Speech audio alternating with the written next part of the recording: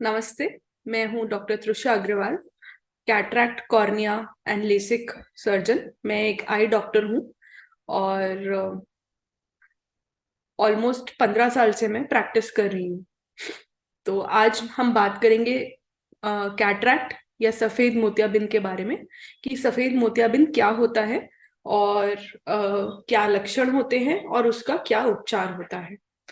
तो आंख के कई सारे हिस्से होते हैं, उसमें जो एक प्रोमिनेंट हिस्सा होता है उसको हम लेंस बोलते हैं, जो नेचुरली एकदम ट्रांसपेरेंट या पारदर्शी होता है। बट जैसे जैसे उम्र बढ़ती जाती है, तो जैसे हमारे उम्र के साथ बाल सफेद होते हैं, ऐसे वो लेंस की पारदर्शिता भी कम होती जाती है और उसकी वजह से नजर में धुंधलापन आता रहता है। और इसी धुंधलापन को हम मोतियाबिंद, सफेद मोतियाबिंद या कैटरैक्ट बोलते हैं। लगभग 60 साल के ऊपर 30 से 40% लोगों को मोतियाबिंद की समस्या होती ही होती है। और यदि हम 70 साल के हो जाते हैं तो वो परसेंटेज जो है वो 60 से 70% पहुंच जाता है, जिनको सफेद मोतियाबिंद हो सकता है। तो यदि आपकी उम्र 50-55 साल से ज्यादा है और आपको कम दिखता है, नजर, इसके कई लक्षण होते हैं, जैसे नजर में धुंधलापन होना, दूर का कम दिखना, रात में यदि हम चल रहे हैं तो सामने से यदि गाड़ी आ रही है तो वो गाड़ी की चौंध आंख में लगना, धूप में आंख खोलने में तकलीफ होना, कलर्स जो होते हैं वो क्लियर हमको नहीं दिखना। तो यही सब कुछ कैटरैक्ट या सफेद मोतियाबिंद के लक्षण होते हैं। अब जैसे हम बढ़ती उम्र को नहीं रोक सकते, वैसे हम मोतियाबिंद को भी नहीं रोक सकते, क्योंकि ये एक उम्र की वजह से नेचुरल चेंज है हमारी आंख में।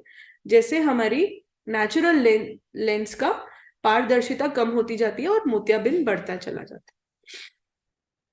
तो यदि आपको ऐसी कोई भी परेशानी है तो आप अपने आंख के डॉक्टर को दिखाएं और उनसे परामर्श लें कि क्यों आपको कम नजर आ रहा है। तो वो आपको बताएंगे चेकअप करने के बाद कि आपको सफेद मोतियाबिंद हो सकता है। अब यदि एक बार आपको कैटरैक्ट या सफेद मोतियाबिंद हो गया तो क्या करना चाहिए, इसका क्या इलाज है, उसी के बारे में हम और बात करेंगे। तो मोतियाबिंद का एक ही इलाज है, वो है ऑपरेशन। और ऑपरेशन से ही हम नेचुरल लेंस को आंख के अंदर से हटा के, जो धुंधला हो गया है उसकी जगह एक क्लियर आर्टिफिशियल लेंस डालते हैं आंख में, और उससे हमारी नजर एकदम बहुत ही क्लियर हो जाती है, जैसे पहले की तरह, एकदम बचपन की तरह आपकी नजर एकदम साफ हो जाती है। और इसका ऑपरेशन भी बहुत ही सिंपल होता है। एडवांस तकनीकों की वजह से MICS नाम की टेक्निक होती है, जिसमें 1.8 मिलीमीटर, 1.8 मिलीमीटर के इंसिजन से, बहुत ही छोटे से चीरे से हम आंख के अंदर प्रवेश करते हैं और आपका ऑपरेशन करके मोतियाबिंद हटा के लेंस डाल देते हैं। इसमें कोई भी टांका नहीं आता है। और जो एडवांस सबसे लेटेस्ट टेक्निक है उसमें हम बिना इंजेक्शन के ये ऑपरेशन करते हैं। कुल मिला के 10-15 मिनट का ऑपरेशन होता है। सिर्फ हमको ऑपरेशन के 3-4 दिन तक काला चश्मा लगाना होता है। अगले ही दिन से नजर हमको साफ होने लगती है और एक हफ्ते में नजर पूरी तरीके से बन जाती है। तो ये पूरी प्रक्रिया है कैटरैक्ट या सफेद मोतियाबिंद के बारे में। और ऑपरेशन जो होता है, क्योंकि जैसे मैंने आपको बताया बहुत सरल होता है, ये डे केयर ऑपरेशन होता है, इसके लिए भर्ती भी नहीं होना पड़ता है। आप सेम डे आके सेम डे ऑपरेशन करा के जा सकते हैं। अब हम बात करेंगे कुछ सवालों के बारे में जो अक्सर लोगों के मन में होते हैं कैटरैक्ट या मोतियाबिंद से रिलेटेड, तो वो भी डिस्कस कर लेते हैं। तो पहला क्वेश्चन है कि मोतियाबिंद किस सामान्य उम्र में होता है। तो जैसे मैंने आपको बताया कि मोतियाबिंद नॉर्मली 50 साल की उम्र के बाद होता है, बट कुछ केसेस ऐसे होते हैं जिसमें वो कुछ ऐसी दवाओं पे होते हैं या मेडिसिन पे होते हैं, या उनको आंख में कभी सूजन बार बार यदि होती रहती है तो मोतियाबिंद जल्दी भी आ सकता है। और कई कुछ ऐसे टाइप के, अलग टाइप के मोतियाबिंद होते हैं जो बच्चों में भी पाए जाते हैं। तो इसीलिए आपको बच्चों का भी चेकअप कराना बहुत जरूरी है यदि उनको कम दिख रहा हो, क्योंकि पैदा होने पे भी नियोनेटल कैटरैक्ट नाम की एक चीज होती है जिसमें कि एकदम नवजात शिशुओं को भी मोतियाबिंद या कैटरैक्ट हो सकता है, और यदि उसका सही समय पे ऑपरेशन हो गया तो उनकी आंख की रोशनी को बचाया जा सकता है। तो मोतियाबिंद नॉर्मली तो 50 साल के ऊपर होता है, बट ये बच्चों से लेके बड़ों से लेके हर उम्र में हो सकता है। तो यदि आपको कम दिख रहा है तो जरूर अपने आंखों के डॉक्टर को दिखाएं। तो मैंने आपको उसके बारे में भी बताया कि मोतियाबिंद कितने तरह के होते हैं। मोतियाबिंद अलग अलग प्रकार के होते हैं। कुछ सिर्फ बीच वाले हिस्से को करते हैं, कुछ मोतियाबिंद पूरे आंख में मोतियाबिंद हो जाता है, और कुछ जो होते हैं बच्चों के बच्चों में होते हैं। कुछ मोतियाबिंद चोट लगने की वजह से भी होते हैं। तो इस तरह अलग अलग प्रकार के मोतियाबिंद हो सकते हैं। और मोतियाबिंद सर्जरी के बाद सामान्यतः क्या सावधानी रखनी चाहिए?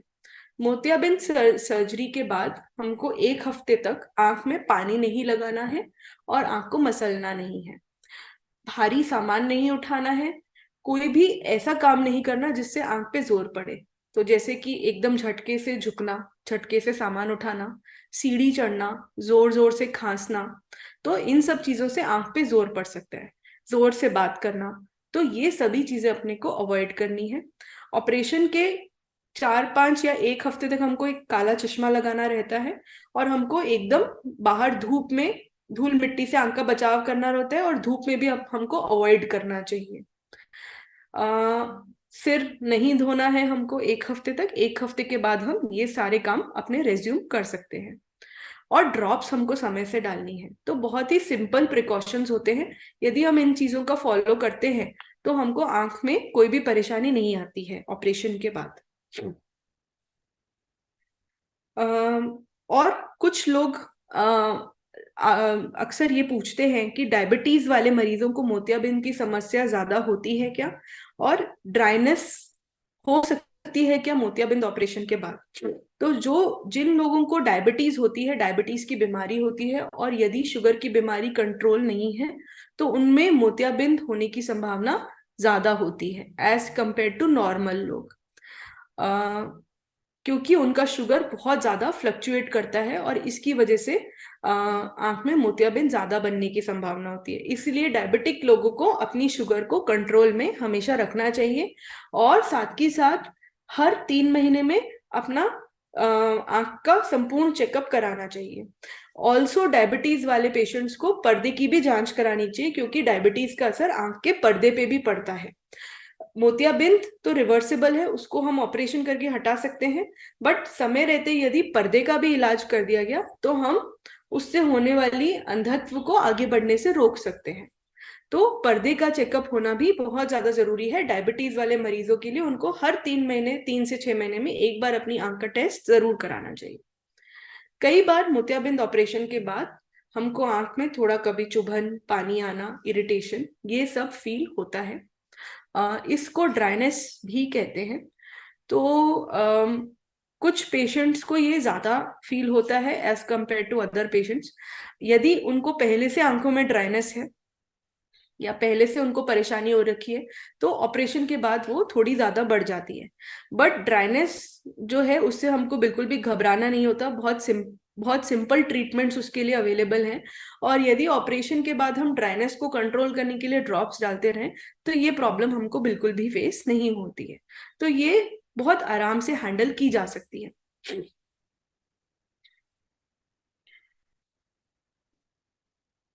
हमेशा अक्सर मरीज हमसे ये पूछते हैं कि क्या मोतियाबिंद को आगे बढ़ने से रोका जा सकता है?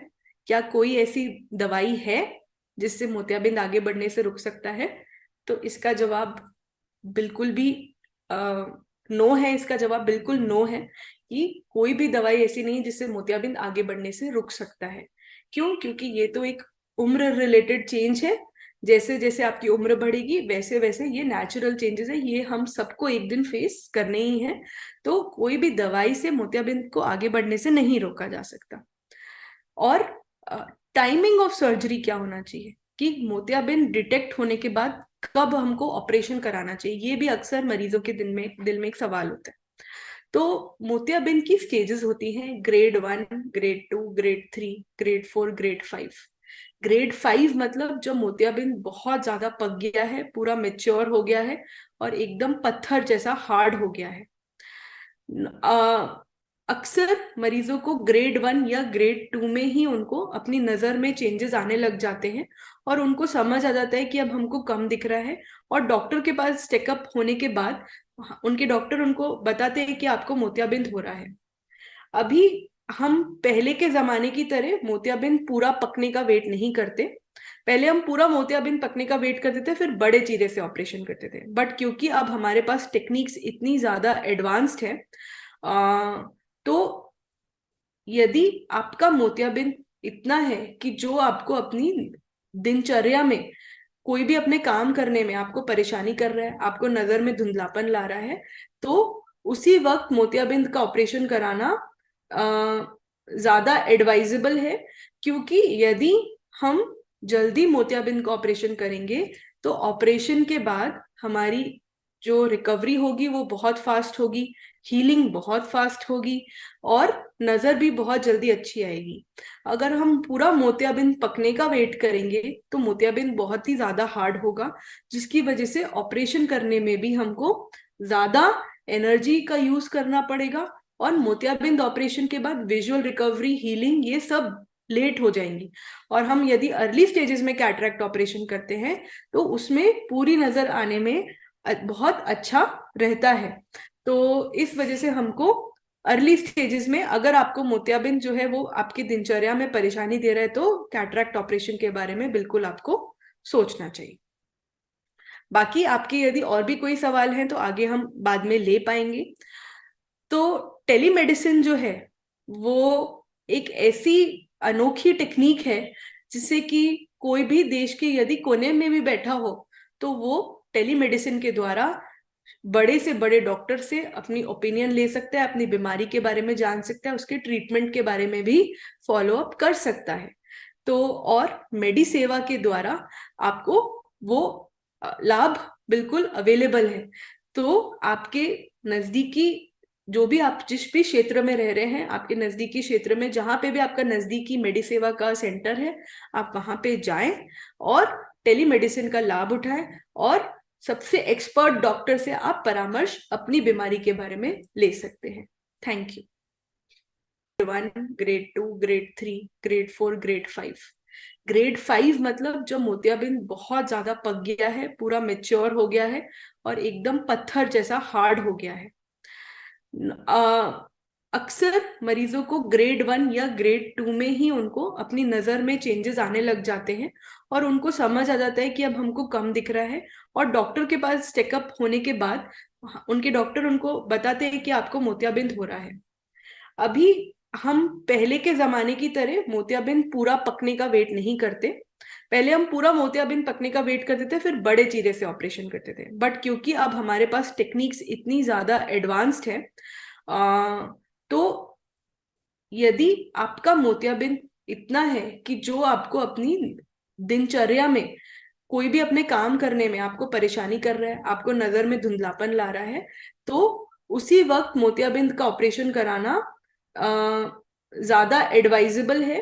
क्योंकि यदि हम जल्दी मोतियाबिंद का ऑपरेशन करेंगे तो ऑपरेशन के बाद हमारी जो रिकवरी होगी वो बहुत फास्ट होगी, हीलिंग बहुत फास्ट होगी और नजर भी बहुत जल्दी अच्छी आएगी। अगर हम पूरा मोतियाबिंद पकने का वेट करेंगे तो मोतियाबिंद बहुत ही ज्यादा हार्ड होगा, जिसकी वजह से ऑपरेशन करने में भी हमको ज्यादा एनर्जी का यूज करना पड़ेगा और मोतियाबिंद ऑपरेशन के बाद विजुअल रिकवरी, हीलिंग ये सब लेट हो जाएंगी। और हम यदि अर्ली स्टेजेस में कैटरैक्ट ऑपरेशन करते हैं तो उसमें पूरी नजर आने में बहुत अच्छा रहता है। तो इस वजह से हमको अर्ली स्टेजेस में, अगर आपको मोतियाबिंद जो है वो आपकी दिनचर्या में परेशानी दे रहा है, तो कैटरैक्ट ऑपरेशन के बारे में बिल्कुल आपको सोचना चाहिए। बाकी आपके यदि और भी कोई सवाल हैं तो आगे हम बाद में ले पाएंगे। तो टेलीमेडिसिन जो है वो एक ऐसी अनोखी टेक्निक है जिससे कि कोई भी देश के यदि कोने में भी बैठा हो तो वो टेलीमेडिसिन के द्वारा बड़े से बड़े डॉक्टर से अपनी ओपिनियन ले सकता है, अपनी बीमारी के बारे में जान सकता है, उसके ट्रीटमेंट के बारे में भी फॉलो अप कर सकता है। तो और मेडी सेवा के द्वारा आपको वो लाभ बिल्कुल अवेलेबल है। तो आपके नजदीकी, जो भी आप जिस भी क्षेत्र में रह रहे हैं, आपके नजदीकी क्षेत्र में जहां पे भी आपका नजदीकी मेडी सेवा का सेंटर है, आप वहां पे जाएं और टेलीमेडिसिन का लाभ उठाएं और सबसे एक्सपर्ट डॉक्टर से आप परामर्श अपनी बीमारी के बारे में ले सकते हैं। Thank you.